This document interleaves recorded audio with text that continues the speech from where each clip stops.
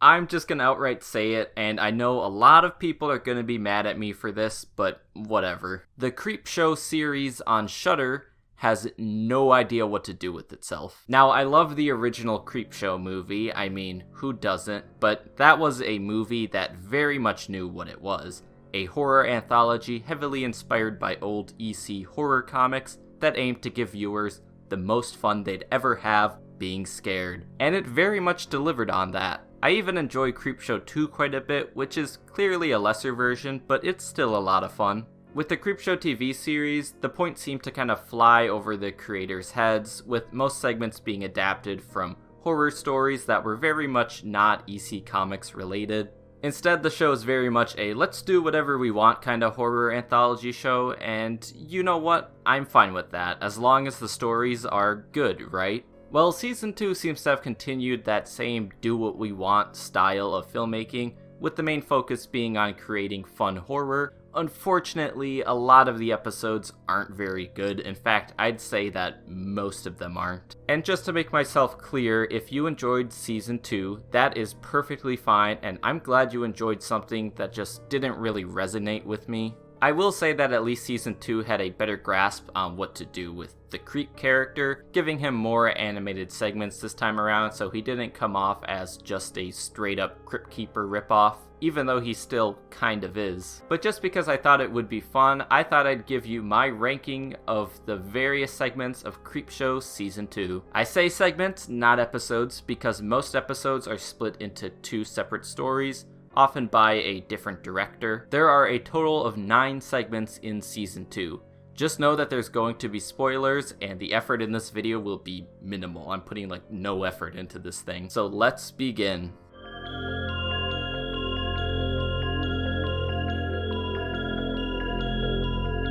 So in this story, an overly eccentric girl thinks that her brother is trying to kill her, but it turns out that she's actually a vampire, which explains why her brother is trying to kill her. I did not like this one at all. I think my biggest complaint is just that I found the main character pretty annoying, and a lot of the comedic stuff in this episode I just did not find funny. Everything fell flat for me. It just kind of felt like a waste of 20 minutes for me.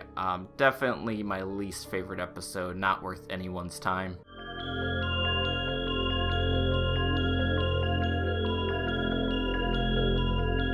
Obviously, with a title like that, you can tell that this is a tribute to H.P. Lovecraft. I barely remember what happens in this one, so I'm going to do my best. So this one is about a graduate student that is working on a project in Antarctica. They see a creature emerge from a wall that kills a fellow researcher, and they get accused of killing them, and of course they get taken into custody because of this. But it turns out it was all part of an attempt by his superior to summon the Old Ones. So this is an episode that feels very matter-of-fact. There's very little style here. It was just a short that wasn't exciting. It just left me feeling unimpressed.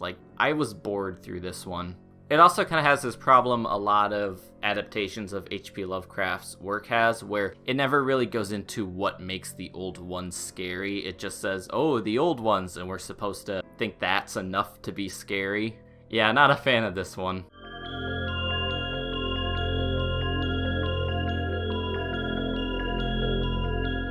Oh no, I didn't like this one either. Okay, so in this one, a bug exterminator is tasked with exterminating a group of homeless people. And after accepting payment, he does, but it's kind of by accident. And because of this, he's haunted by guilt and he starts to be terrorized by visions of giant bugs and such. So this one had giant bugs. I guess that's cool. I mean, I like the effects here. But I had no investment in the story at all. I just didn't care. This one left me just feeling kind of confused, to be honest. I really did not enjoy it too much. I mean, Keith David plays the guy who offers the extermination job, so that's a plus. Keith David always gives a great performance. Yeah, you could probably just skip this one too.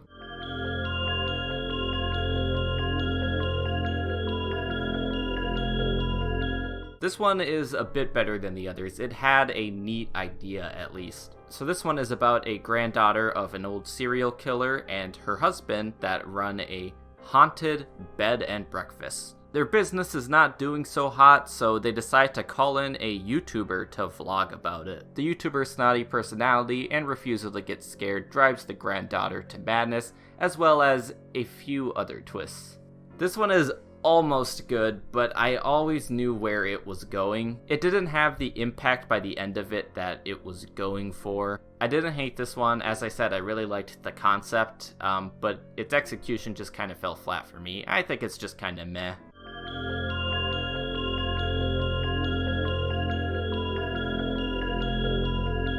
So, to anyone wondering, I have not seen Horror Express, and I am very sorry about that. You know, maybe if I have, I would have enjoyed this episode a lot more. I think there's a chance I would have. This segment is actually twice the length of a regular segment, which is pretty cool. In some ways that is good, and in other ways that is bad.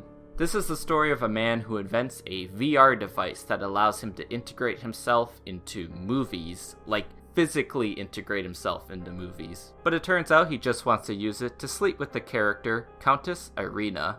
His wife becomes suspicious of this, and shenanigans ensue. So you invented a device that allows you to sleep with any fictional character, and you didn't go with Nick Wilde? This is actually a great concept that could make for, like, a pretty cool movie. The problem with it is everything else. It feels cheap, like the effects in this are really bad. And I know Creepshow doesn't have like a big budget or anything, but I feel like Creepshow needs to find ways to work around that, and they didn't really do a great job with it here. You never believe that Justin Long's character is actually in the movie. Like, everyone else in the movie is just actively ignoring him, and the only character that even pays any attention to him is the Countess. It doesn't explain enough, so it's really hard to tell what the rules of this tech are, which is a shame because it's like your episode is twice as long as a normal episode, so lay out some rules so we can better understand this technology. But overall, I thought it was an okay episode. As I said, it was like a great concept. I just wish it was used in something with a bigger budget.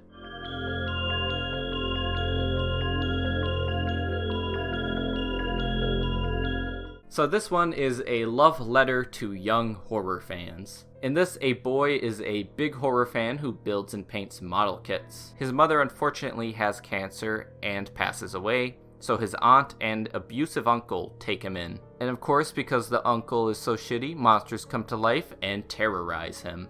So in this one, the plot makes no sense. But it doesn't even bother to make sense, so it's kind of like, okay, whatever. The abusive uncle character also feels very stereotypical here. It's not to say that an abusive uncle couldn't still happen. It's just the way he's portrayed is kind of I've seen this before in lots of other movies. But there are some great monster effects in this one. The monster costumes here look fantastic. And it is a story that really gets its point across by the end of it, so that's good. It's not amazing, but it was entertaining enough. I'm fine with this one.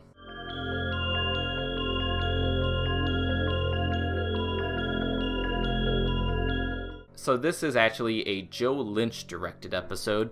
In this one, astronauts are on a mission and told to speak with alien life, but only one of the astronauts gets that task, and the other, who fears that he will never live up to his father, also known as the first man on Mars, grows jealous of him. So he murders him and takes his place. This is a story that is simple enough, and I think that's really what we need with Creepshow, just very simple stories. The character development is what makes this one work for me, as well as some great acting and good direction. It's much better paced than a lot of the other episodes. This is the kind of story that they should be telling with a low budget. Now, my only complaint is the effects towards the end look pretty bad, but whatever. As long as the story was good, I think that's the most important part. This is the first of this list that I would say is definitely worth checking out.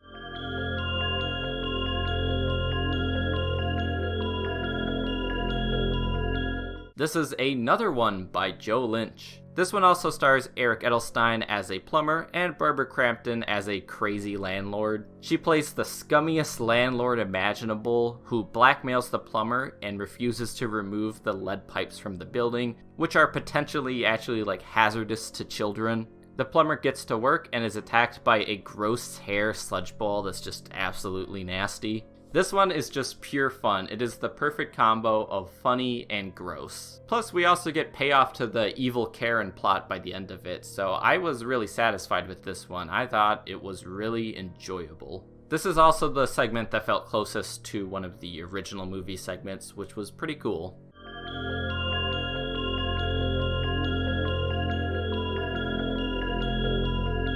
Okay, so it should be noted that I am a huge Evil Dead fan, and that makes me like super biased. This is essentially an Evil Dead fan film that takes place inside a PBS-esque public television studio. Based off that description, you can probably already picture it. This episode was directed by Greg Nicotero, but it was actually written by Rob Schraub, and it's very clear to see. I think shows like Ash vs. Evil Dead prove that there's a lot more you can do with the Evil Dead concept, and changing up the settings will result in something that's a lot of fun just like this. And we get to see Ted Raimi as a Deadite again, who I think the last time he played a Deadite was actually in Ash vs. Evil Dead, but, you know, it's cool to see him back in that role again. There's a character in this who is pretty much just Bob Ross, but a war vet, and he fights off Deadites in this. The camera work also perfectly captures that feeling of a Sam Raimi movie. This is also the one that made me laugh the most overall, and I just had a fun time watching this. I definitely recommend this one, most specifically if you like Evil Dead, then definitely check out this segment. So those were my rankings of Creepshow Season 2's episodes. I don't really know if I'll be watching Season 3, but if people like this video, maybe I will. We'll see. Thank you all for watching, and goodbye.